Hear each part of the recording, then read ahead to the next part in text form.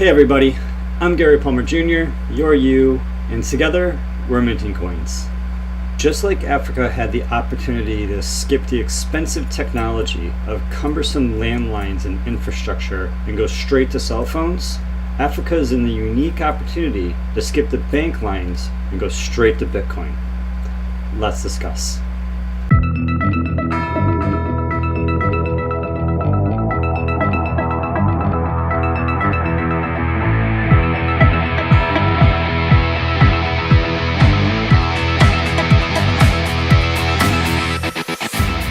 Now, part of my goals with this channel and part of my mission and my vision is to bring Bitcoin and blockchain information and technology to you, average people who are looking about this information and discovering this information. And a lot of people in America just aren't aware of why this technology is so important. A lot of Americans haven't seen the need or realized why is this different or why is this new from what's existing. And what it's important to realize is that the world is a big place, and the internet helped us recognize this. And interesting, it helped us recognize how big the world is by making the world smaller, and that's what internet technology did for the world. With the Bitcoin technology and blockchain technology, it's still a big world, but we're making it able for anybody to have access to the world, to be able to be part of the world, to be able to transact in the world, because not everybody in the world has access to a bank. And not everybody in America has access to a bank as well. And what we want to recognize is that while it might not be a major problem in America, this is a major problem in other parts of the world. And it's particularly difficult in Africa. So let's look at the market and let's discuss. So as part of the show, I would like just to pop in and check in with the coinmarketcap.com top coins and tokens that are being traded for, bought and sold on the exchanges. Number one, we have Bitcoin with over $19 billion in market cap, under $1,200. It was flirting again over $1,200. Now it's under $1,200 again. Playing with Ethereum's value of $47 and their market cap of $4 billion. Just a few months ago, Ethereum's market cap was less than $1 billion, and it's amazing to see how all of these coins are growing and how so much money is entering these coins. And essentially 3-4 months ago, you could have put money on any of these, and your portfolios would have increased with all the ups and with all the downs. What we see is that when you buy into the cryptocurrency market at this stage of the game, and with this experiment that we're all being a part of, as this value is increasing, we're all a part of the ride with it, having an ownership of each of these different networks. And so we've seen drastic rises in some of these currencies, and today, I'm seeing PIVX actually breaking into the top 10. And so there's huge gains that PIVX has received, PIVX being known as Dash 2.0, increasing 24 hours over 27%, which is just incredible. It's an incredible amount of value with, $2 million, just under $2 million of trading volume. But there's a lot of talk about PIVX, a lot of excitement about PIVX. But each of these coins have increased dramatically. Litecoin is a coin that we're going to be paying special attention to, especially as it relates to the SegWit activation. If Litecoin activates for SegWit, then as a lot of us recognize, Litecoin is acting as a test net, because then we can see how SegWit works on Litecoin, and this can add certainty into what people can expect with Bitcoin which can, we could then expect the value of Bitcoin to increase or decrease with that certainty of how SegWit affects Litecoin. And with that being said, it's definitely possible that the value of Litecoin could be increasing, easily another 50% or even doubling over the course of this year, if Litecoin activates SegWit and there's buy-in with it as a payment network. But then again, it's really no comparison to Bitcoin. Bitcoin is the grand enchilada. It is the important coin, is the most secure coin, is the largest network secured cryptocurrency by far and established across the world. And so Bitcoin is the cryptocurrency reserve of which all other cryptocurrencies are traded off of. And when we're creating our portfolios and we're building the different tokens that we have, especially as Bitcoin is so large and restricted to less than $21 million or 21 million Bitcoins, excuse me. Bitcoin is really, the main dish that I would recommend everyone have as a part of their portfolios. Looking into the total market capitalization, this is how much of the market is actually Bitcoin, the Bitcoin percentage of the total market capitalization. And we very clearly see a pattern here. We see a pattern where the percentage of Bitcoin as the total market cap will increase and decrease and increase and decrease and so forth and so on. And now it's decreased more than it has since 2013 and up until the present day. And what I would expect based on this data is to simply see the value of Bitcoin increase pretty dramatically, or the value of all the altcoins decrease pretty dramatically, for the percentage value of Bitcoin to then increase again to overtake a higher percentage in this total market capitalization. I like to think that the best way of predicting the future behavior is by looking at the past behavior. And looking at this data, while we see that the dominance of Bitcoin is definitely decreasing over time, it's also important to recognize that the dominance of Bitcoin wanes and waxes through the markets, and so we shouldn't expect this to be any different. Real quick, looking at the total market capitalization of all coins, we see a slow and steady increase of total market cap over time, especially over this year, since January 2017, really since January 2016, and then increasing, with a good bounce into 2017. Now, when we looked at the combined altcoin market capitalization of just the altcoins without Bitcoin included in this, what we see is that there's a dramatic spike in just after the beginning of 2017. We see a jump in after the beginning of 2016, and then we see this exponential rise in 2017. And so what this shows us is that there's a lot of money being pumped into all of these different altcoins, for better or for worse. I'm sure, like all good bell curves, some of these altcoins will succeed dramatically and some will fail spectacularly.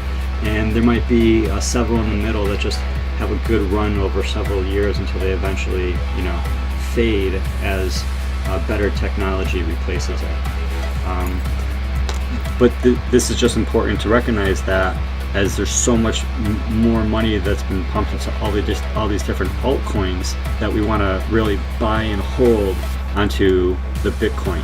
We want to buy and hold, we want to diversify. It's important to diversify, but Bitcoin is the bread and butter of the space. Bitcoin is the number one coin. Bitcoin is where I would recommend the majority of your portfolio really sits with Bitcoin.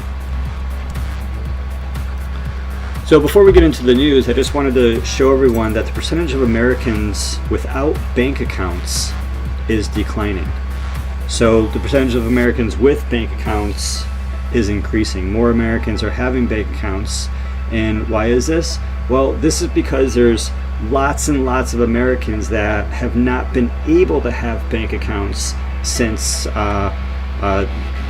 things that have happened to restrict their access to bank accounts or making it difficult with the restrictions either from the government or from the financial institutions. 2009, after the 2008 housing crisis, the percentage was 7.6%, but has since fallen to 7% in 2015. So what does this mean? This means 93% of Americans have a bank account in America. Actually, more accurately, this is 93% of households in America have access to a bank account. So it's only 7% of Americans who don't.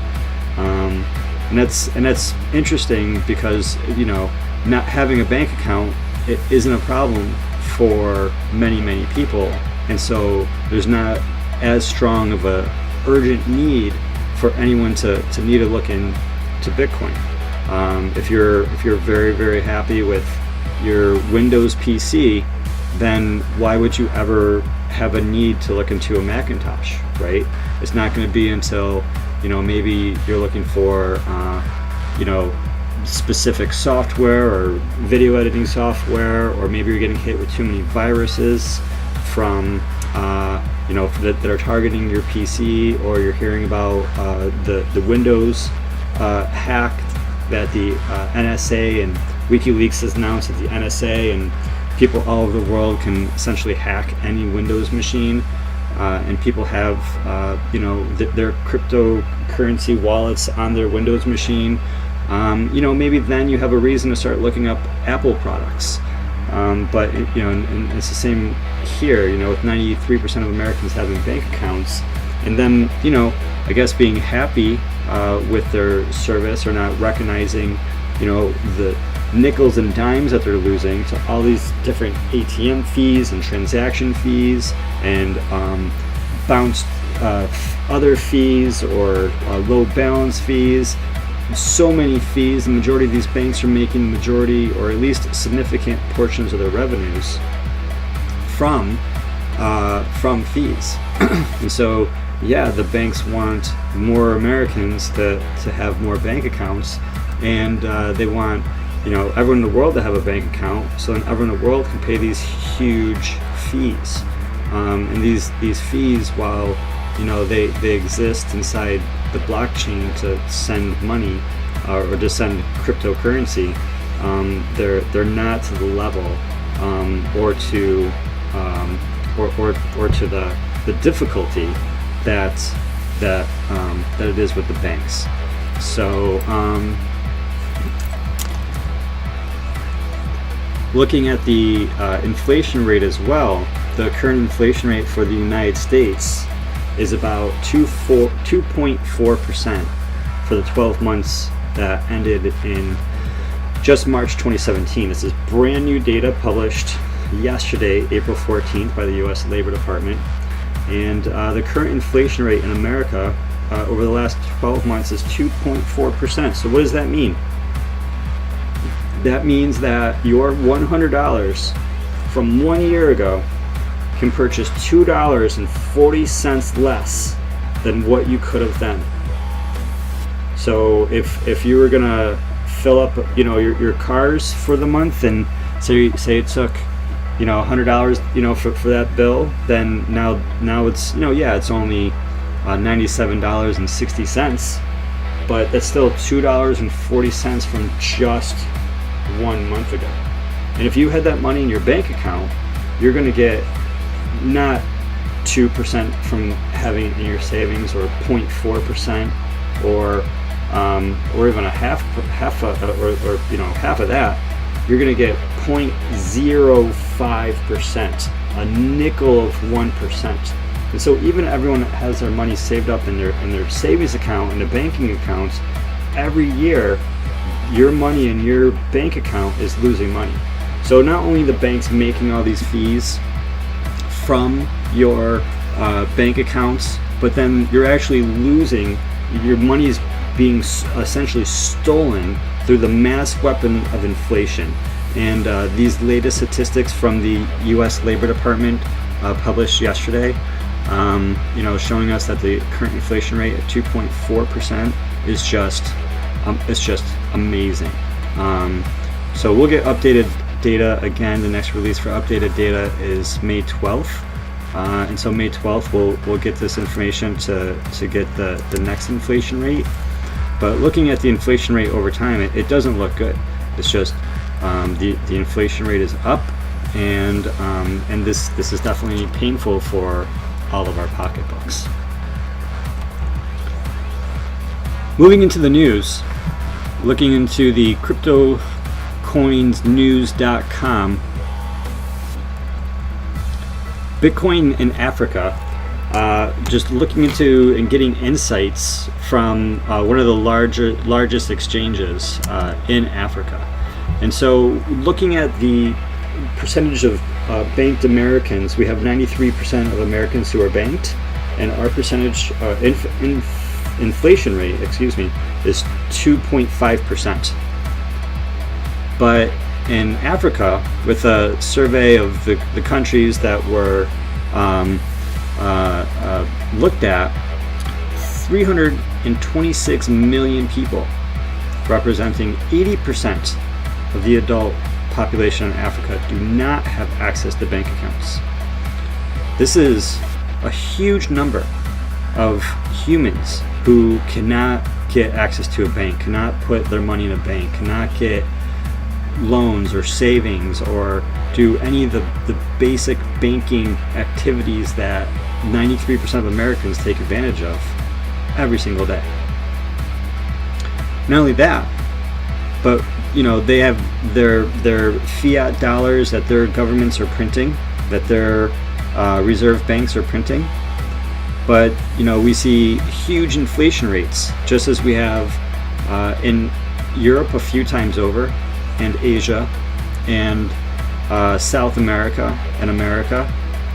And right now we're seeing inflation rates in South Sudan, unimaginable rates at 295%.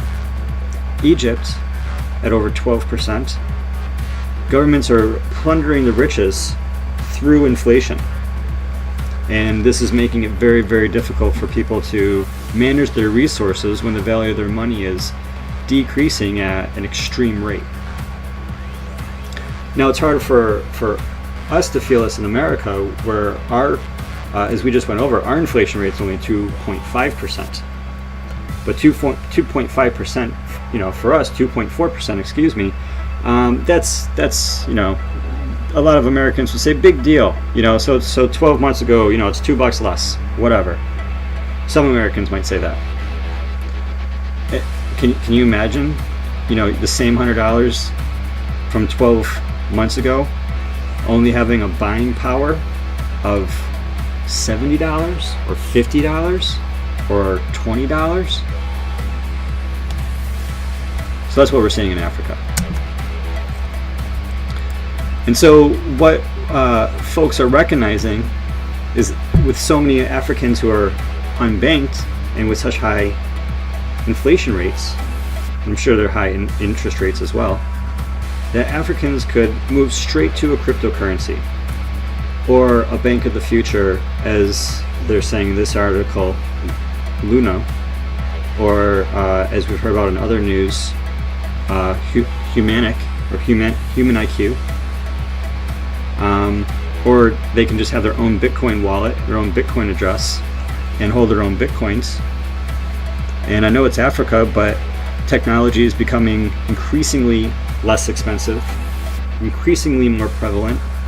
There's places all over Africa and South America where folks don't have running water, they don't have electricity, but they have cell phones and they have solar powered generators for their cell phones.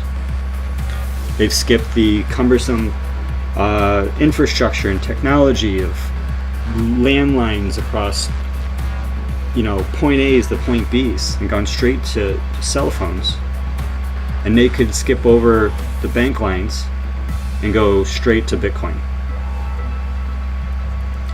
Because what they've recognized, and what a lot of countries have recognized, is that investors are, especially in high inflation countries, are looking for alternative assets like gold or like Bitcoin.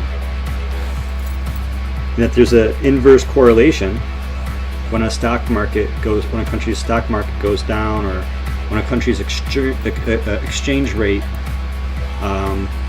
decreases, or when the housing market flops, then they see the value of their Bitcoin go up instead of the real value and the absolute value of their fiat currency go down.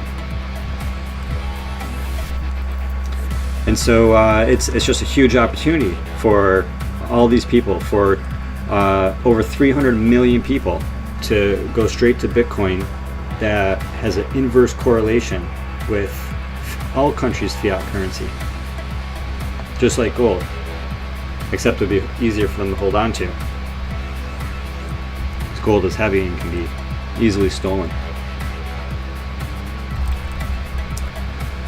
So in this article, there is the mention about how Bitcoin has been tagged as a tool for terrorism and for money laundering. And I think this is an important point for us to talk about, because when cars first came out, I'm sure the horse and buggy industry was against the automobile industry, because cars were used for illegal purposes, for trafficking illegal alcohol and illegal booze and illegal cigarettes, and those cars were facilitating crime and money laundering.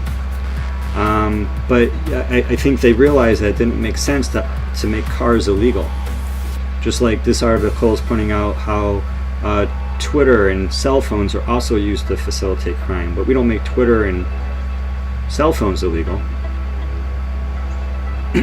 And so Bitcoin is just a tool, and there's going to be a lot of attacks, there's going to be a lot of fear and uncertainty and doubt, but ultimately Bitcoin is uncensorable, and Bitcoin is limited, and Bitcoin is scarce, and Bitcoin is desired, and so Bitcoin is valuable. But Bitcoin is also only pseudo-anonymous, and it can't be tracked, and so it's not a very good tool for money laundering or for illegal activity. So don't commit crimes. I think that's a good tip of the day. Don't commit crime. I think the definition of crime is a little different from jurisdiction to jurisdiction. So the folks over here in this article and at Luno have one of the same goals that I have and that Minting Coin has, and that's to make it easy for people to buy and sell and learn about Bitcoin. And they also recognize that this is no trivial task, but there is a fantastic opportunity, there is fantastic growth, and while they're making that opportunity particularly possible in Africa, wherever you are, I want you to know that this opportunity is particularly possible for you and for your family and for your friends. Just like I was mentioning, gold is very difficult to carry and to move around. You know, Bitcoin is very liquid. It's very easy to move around the world. And theoretically, when the price of Bitcoin increases, it's not going to create a different price for the people in Africa who hold Bitcoin versus the price of Americans or the price of Europeans or the price of Russians or the price of anybody to hold Bitcoin. The value of their Bitcoin, whoever they are, will be the value of your Bitcoin. There will be very, very little room for arbitrage.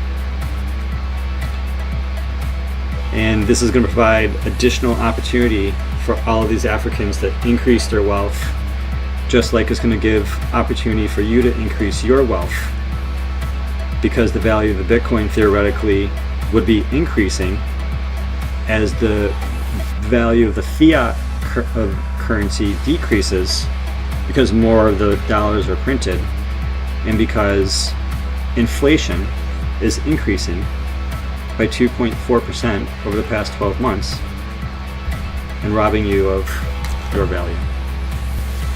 So that's the news for today.